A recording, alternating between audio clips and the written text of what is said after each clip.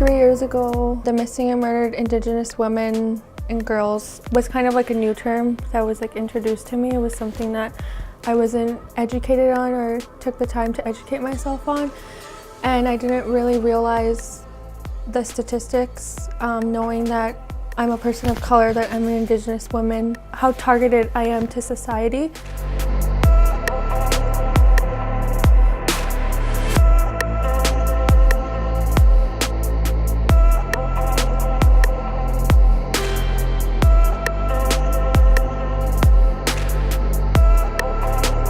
But within the last year, I've lost 3 family members to violence. And so the impact that it has on me personally, it completely, it changed my whole community where I'm from. It changed my family dynamic. It also basically changed my whole perspective, considering I have 2 kids now. They're really young and I have to teach them they're a targeted population to the outside world.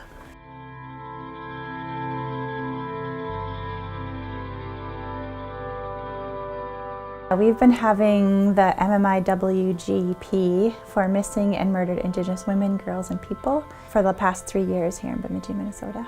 Kind of started because a woman came into my office and said she thought that we needed that in our community, and there have been these walks going on throughout, mostly Canada, and now growing. It's growing that is happening in the US, and it happens on February 14th.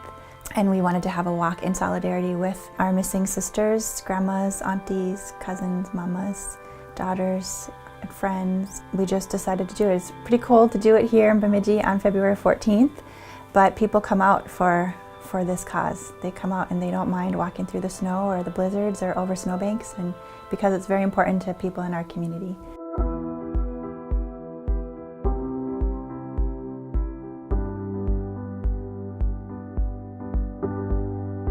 We had some events that happened before the walk to help get some information out to people about what we were doing and what the issues were, to do some facts and some community events. We did a really cool session where we made t-shirts and we screen printed t-shirts, and I think that was really helpful. We're doing a silkscreen workshop for the MMIW March on Thursday.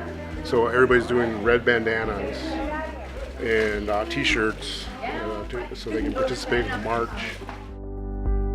You know, people want to honor their loved ones, and however they can do that, that's what brings people out, because this is an issue that has been so largely ignored outside of our direct communities, outside of Indigenous communities, and we know. And so when there's the opportunity for us to say our loved ones' names, then we take that opportunity. No question.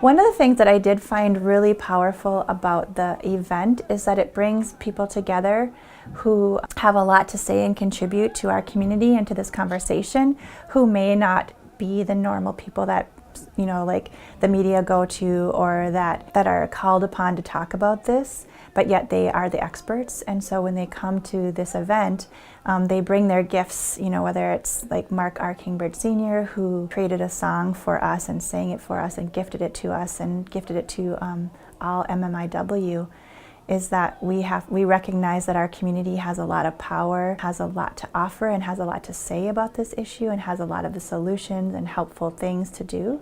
And so it's really, I feel like this march helps bring everyone together. There are people who came who made really amazing signs, who printed out pictures of their loved ones and walked with them, or just said their names out loud, and were witnessed by everyone. And our community knows how to love each other up through pain. And so when we have honor songs and things like that, it helps to support them in that way, and to make sure that they know that they're heard, and that we care about the fact that their loved ones are missing or have been hurt.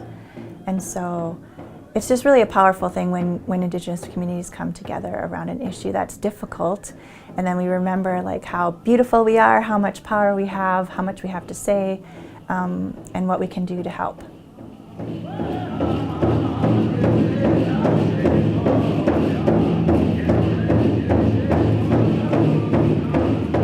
4 out of 5 Native women are affected by violence today. In some communities, the U.S. Department of Justice found that American Indian women face murder rates that are more than 10 times the national average.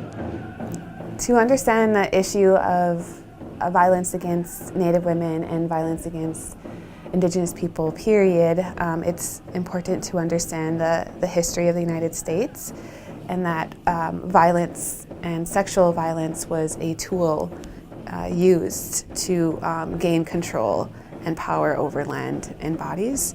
And so from the time of contact, there's been this connection between what happens to the land happens to the body. And that's why we know in places such as Fort Berthold, where fracking is taking place, that there's been an increase of violent crimes, especially against Native women and girls.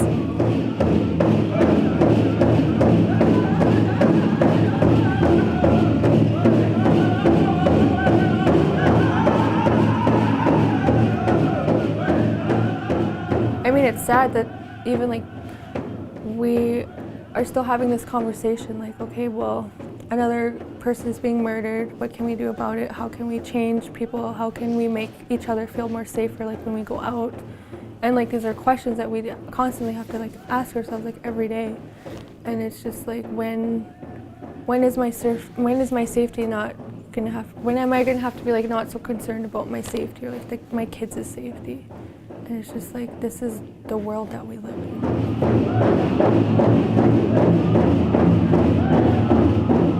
These walks are just a piece of all of the work that's being done. There are hardworking women and men who are trying to bring attention and action to this issue, whether it's through legislation, art, music, poems, walks like this, all to bring awareness and to bring an end to the violence. Even things like empowering Indigenous women to have say-so in our own lives, in the way that we are portrayed in media, for example. All of those things are important, and they're all part of the overarching issue that we're dealing with. Like, why are we the ones who are so targeted? There's a reason why, and it's because perpetrators know that Indigenous women have been ignored, have received the least amount of public protection, have been devalued, and so that looks to perpetrators like we are easy victims. We want to change that.